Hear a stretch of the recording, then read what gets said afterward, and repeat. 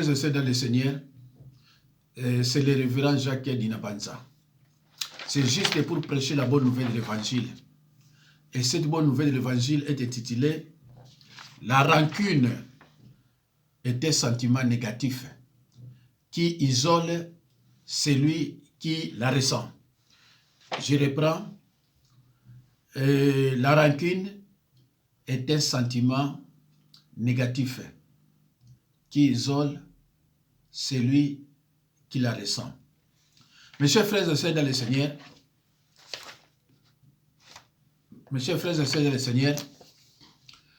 la rancune conduit à l'amertume. La rancune conduit à l'amertume. Alors, qu'est-ce que signifie amertume? Sentiment durable de tristesse, mêlé de rancœur, lié à une humiliation, une déception ou une injustice. Frères et sœurs en Christ, dans le monde spirituel, nous avons des royaumes. Nous avons le royaume de Dieu et celui de l'ennemi. Mes chers frères et sœurs dans le Seigneur, dans le royaume de Dieu, il y a l'amour, la joie, la fidélité, la bonté, etc. Par contre, dans le royaume de l'ennemi, il y a la haine, la rancune, pas d'amour, la jalousie, les mensonges, l'envoûtement, les disputes, la division, l'idolâtrie, la sorcellerie. La rancune conduit à l'amertume. Mes chers frères et sœurs, j'étais clair et net. Dans le monde spirituel, il y a deux royaumes. Celui de Dieu, là où il y a l'amour. Et celui de l'ennemi, là où il y a la haine. Pas d'amour, il y a la haine, rancune et autres. Alors, mes chers frères et sœurs dans le Seigneur, comment appelle-t-on une personne qui a de la rancune? Comment peut-on appeler une personne qui a de la rancune? C'est une rancunière. On l'appelle rancunière. La personne est rancunière. Enclin à la rancœur. Incapable de pardonner. Incapable de pardonner quelqu'un pour une action considérée comme un tort personnel. Mes chers frères et sœurs, la personne, une rancunière, est enclin à la rancœur, incapable de pardonner quelqu'un pour une action considérée comme un tort personnel. Un rancunier, c'est un haineux. Un rancunier, c'est une personne qui a la haine. Mes chers frères et sœurs, suivez attentivement cet enseignement. Un rancunier, il est comme un sorcier qui ne pardonne pas et qui ne demande pas pardon aussi. il est ingrat. Il ne reconnaît pas sa faute. Autoritaire. Pourquoi il ne reconnaît pas sa faute et il est autoritaire? Parce qu'il se croit supérieur en puissance et en connaissance. Il a les dents longues, avide de vengeance. Il a toujours le désir de se venger. Il aime le plat froid. Il n'oublie pas les offenses subies.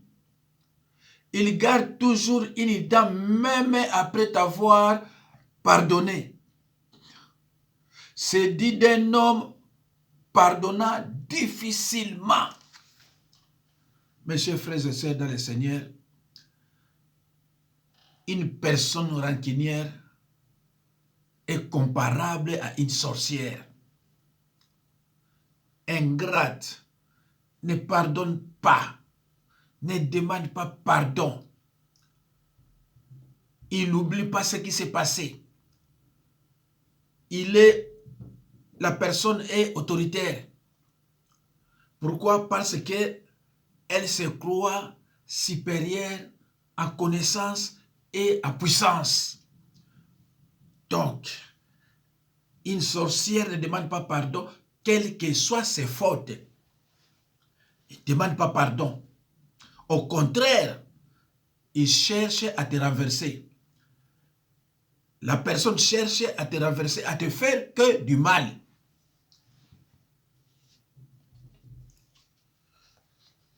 Mes chers frères et sœurs,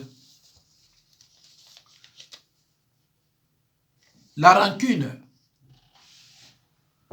nous trouvons son origine dans les œuvres de la chair, telles que décrit dans Galates 5, 19 à 21. J'ai lu au nom de Jésus-Christ. Or, les œuvres de la chair sont manifestes. Ce sont l'impudicité, l'impureté, la dissolution, verset 20, l'idolâtrie, la magie, les inimitiés, les disputes, les divisions, les sectes. 21, l'envie, l'ivrognerie, les excès de table et les choses semblables. Je vous dis d'avance, comme je l'ai déjà dit, que ceux qui commettent de telles choses ne retireront point le royaume de Dieu. Mes chers frères et sœurs, à la mort d'une personne rancunière, cette personne partira tout droit avant d'aller en enfer, dans un lieu de tourment. Cette personne partira dans un lieu de tourment. Pourquoi? Parce que il y a désobéissance. Il ne veut pas mettre la parole de Dieu en pratique. Alors, quelqu'un qui ne met pas la parole de Dieu en pratique, il désobéit à Dieu.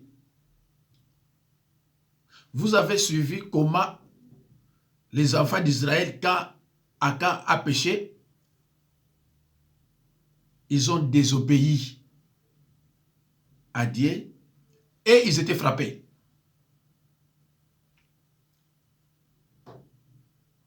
Mes chers frères et sœurs dans le Seigneur, la rancune est une émotion parfois forte et vive,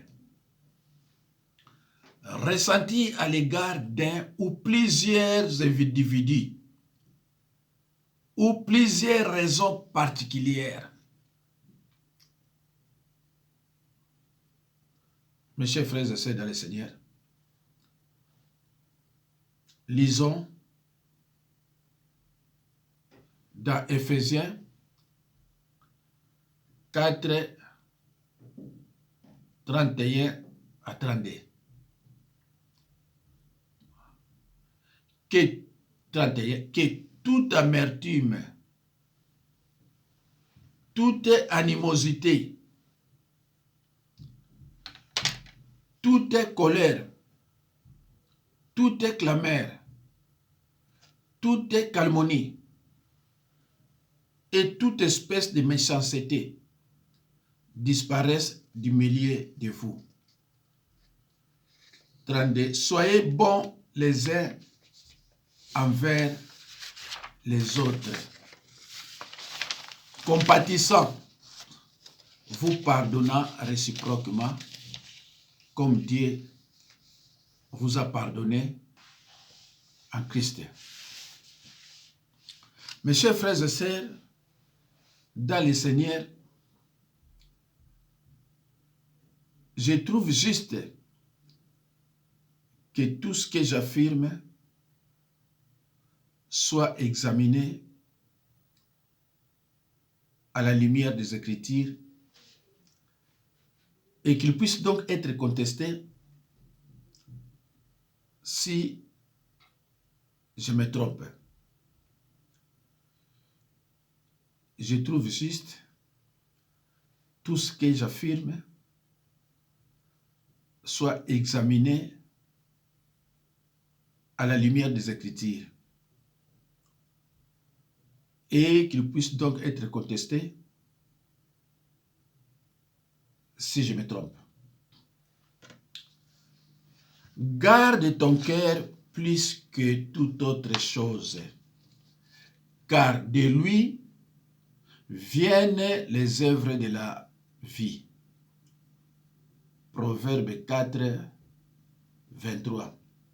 Garde ton cœur plus que toute autre chose, car de lui viennent les œuvres de la vie, viennent les sources de la vie. Proverbe 4, 23. Mes chers frères et sœurs dans le Seigneur, Dieu nous a confié la responsabilité de garder notre cœur et de gérer toute rancune cachée. Il nous donnera la grâce de pardonner, mais c'est à nous de faire le premier pas. Pour cela, nous devons commencer par sonder notre cœur. Mes chers frères et sœurs dans le Seigneur, j'aimerais répéter cette vérité. Tout ce que Dieu nous demande de faire est pour notre bien. Tout ce que Dieu nous demande de faire est pour notre bien.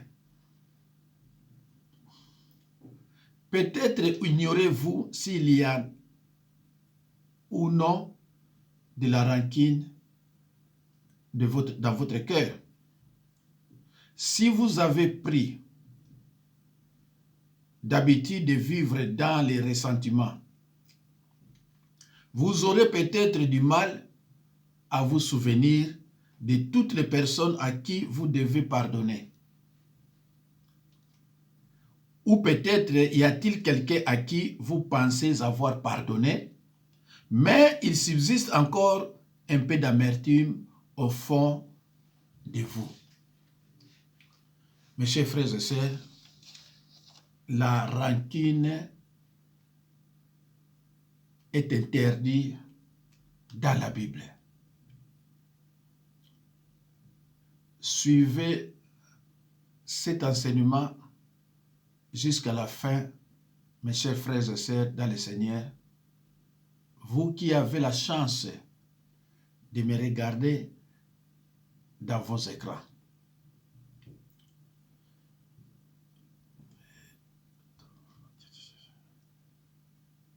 Mes chers frères et sœurs, vous qui avez la chance de me suivre devant vos écrans, mes chers frères et sœurs, nous allons lire dans le livre de Lévitique, 19, verset 18. J'ai lu au nom de Jésus-Christ. Tu ne te vengeras point et tu ne garderas point de rancune contre les enfants de ton peuple. Tu aimeras ton prochain comme toi-même. Frères et sœurs en Christ. L'amour pense les plaies les plus profondes. Mais il lui faut du temps, de la patience et beaucoup de compréhension. L'amour est le sentiment de base, celui qui nous permet d'être compréhensifs envers notre prochain. Celui qui nous permet d'accueillir les événements de la vie avec plus de douceur et moins d'amertume. Frères et sœurs en Christ, on est chrétien par les signes d'amour. On est enfant de Dieu par les signes d'amour. On est croyant né de nouveau par les signes d'amour. Mes chers frères et sœurs, l'un des fruits qui confirme la présence du Saint-Esprit dans la vie d'un enfant de Dieu, c'est l'amour.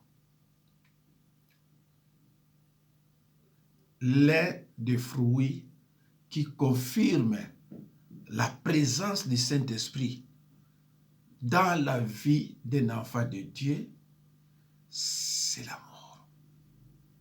C'est l'amour, mes chers frères et sœurs. Vous pouvez donner n'importe quoi. Vous pouvez faire des œuvres bonnes sans amour. C'est zéro. L'amour, c'est servir l'autre. L'amour, c'est penser plus à l'autre qu'à soi-même. C'est par l'amour que Jésus-Christ a gagné le monde. C'est par l'amour que Jésus-Christ a gagné le monde. Frères et sœurs en Christ, l'amour, c'est penser plus à l'autre qu'à soi-même. L'amour, c'est aussi le fruit de l'esprit. L'amour, c'est l'un des fruits qui confirme la présence du Saint-Esprit chez un enfant de Dieu. L'amour ne doit pas porter de masque. L'amour ne peut pas porter de masque. C'est l'hypocrisie. Double face. Et les sorciers sont hypocrites. Ce sont des gens de double face. Il vient auprès de vous, mais sans amour. Parce que c'est quelqu'un de double face. C'est un serpent à double tête. Mes chers frères et sœurs dans le Seigneur, Jean affirme clairement que nous ne sommes pas chrétiens si, voyant un frère dans les besoins, nous refusons de lui donner de quoi y pourvoir. Nous ne devons pas aimer en parole et avec la langue, mais plutôt en action et avec vérité. Autrement dit, ne nous limitons pas à employer simplement des mots ou des paroles affectueuses et qui ne correspondent pas à la réalité. Mais montrons la sincérité de notre amour par des actes de bienveillance authentiques. Mes chers frères et sœurs, dans le Seigneur.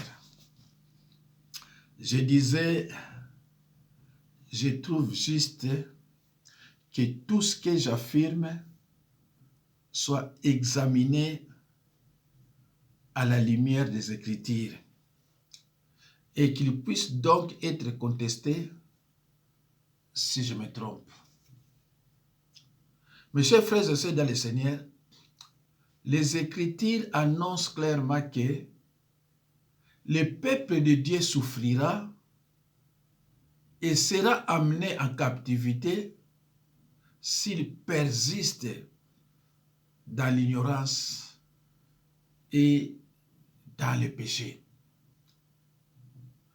Osée 4 et 6 nous enseigne que mon peuple est détruit parce qu'il lui manquait la connaissance. Et ce verset biblique ne dit pas que mon peuple est détruit à cause des sorciers, mais uniquement par manque de connaissance. Frères et sœurs en Christ, amour de Dieu et amour du prochain, ces deux commandements vont obligatoirement de pair. Celui qui aime Dieu le manifeste en servant son prochain. Alors pourquoi la rancune? Pourquoi, mes chers frères et sœurs, vous êtes rancuniers? Parce qu'on vous a traité de sorciers? Ah mais non. Jésus, dans Jean 10, 20, on lui a traité de fou. Lisez très bien la parole. On lui a traité de démoniaque. Alors, si vous, serviteurs de Dieu, servantes de Dieu, on vous traite de sorciers, c'est la raison pour laquelle vous devez être rancunier? C'est la raison pour laquelle que vous devez avoir la rancune? Ça n'a pas de sens. Ça n'a pas de sens. Alors, 1 Jean 4, 20. Si quelqu'un dit « J'aime Dieu » et qu'il haïsse son frère, c'est un menteur. Car celui qui n'aime pas son frère qu'il voit, comment peut-il aimer Dieu qu'il ne voit pas?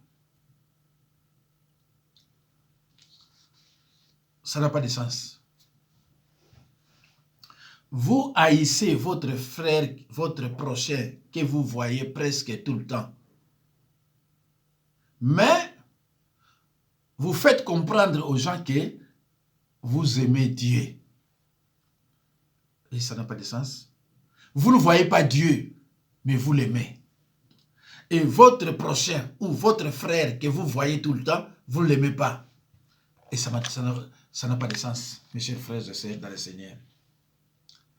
Plus nous tenterons d'être compréhensifs et de pardonner le plus rapidement possible, moins nous aurons la possibilité d'alimenter des sentiments de haine et de rancune.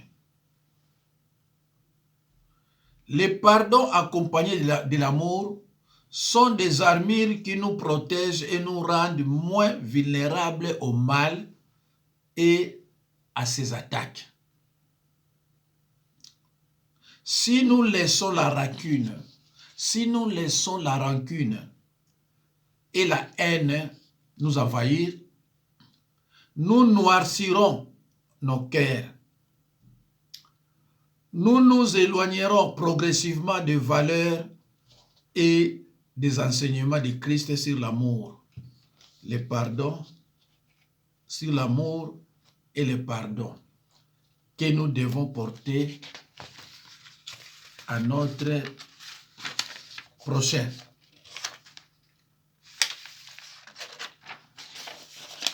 Mes chers frères et sœurs, dans le Seigneur, Paul nous dit,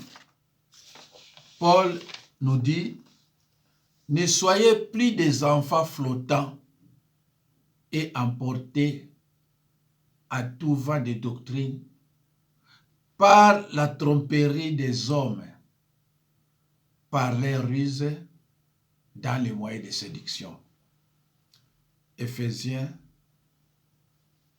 4, 14. Ne vous laissez pas entraîner, ne soyez pas des enfants flottants et emportés à tout vent de doctrine. Mes chers frères et sœurs, dans le Seigneur,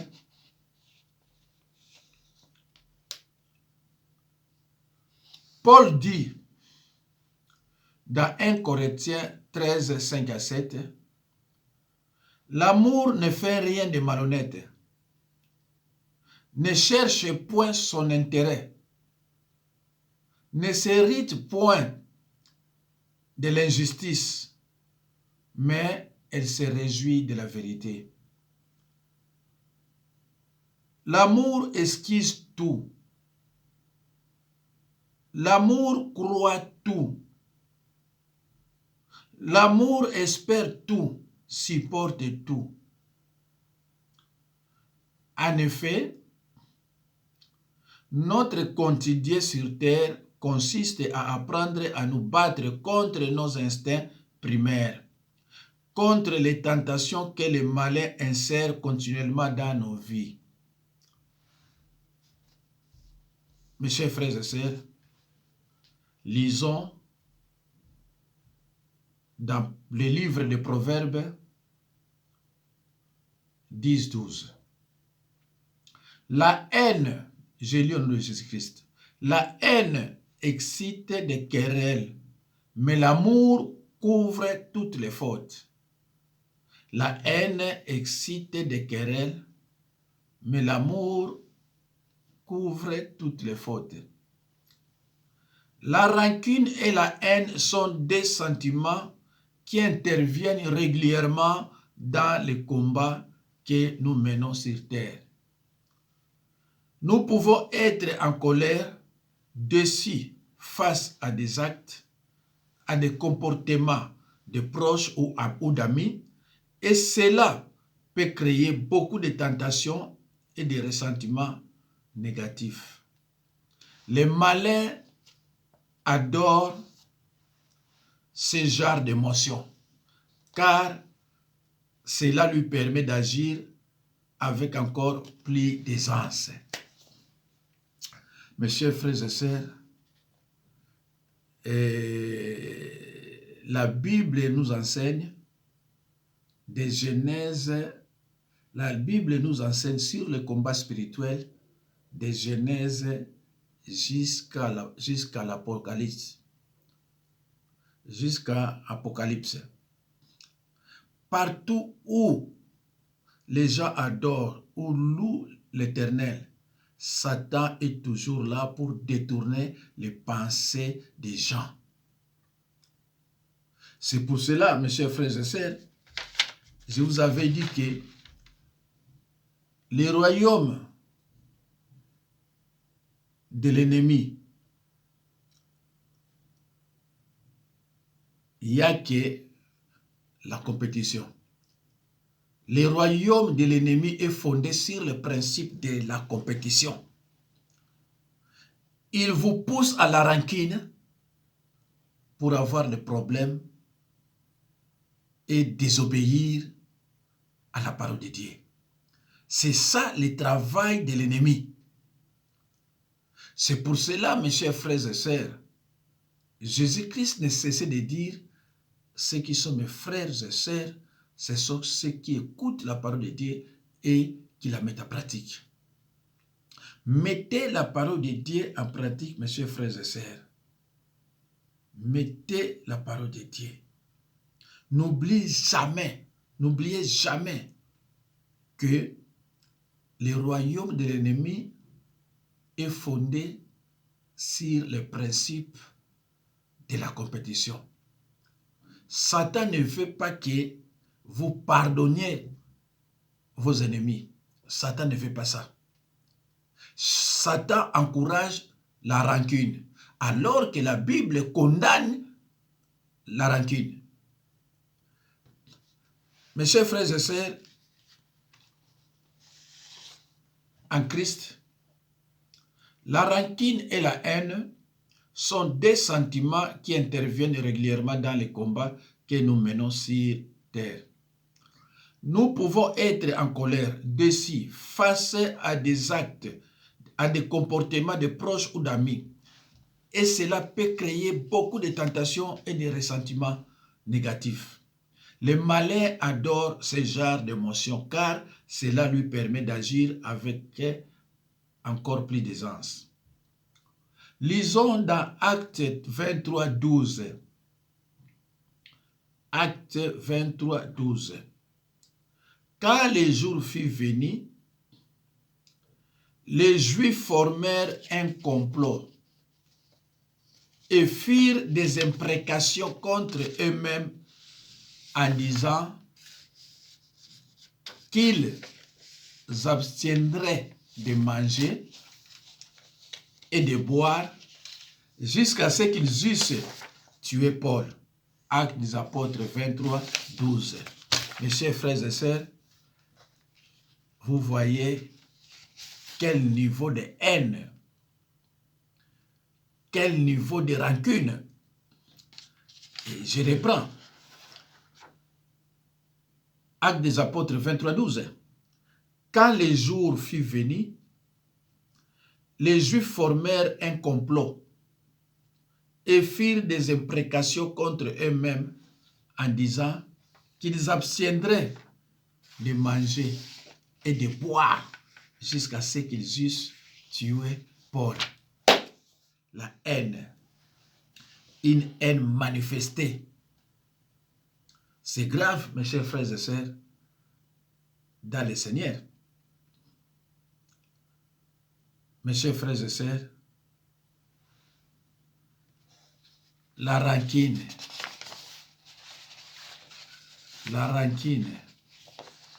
est un sentiment négatif qui isole celui qui la ressent. La rancune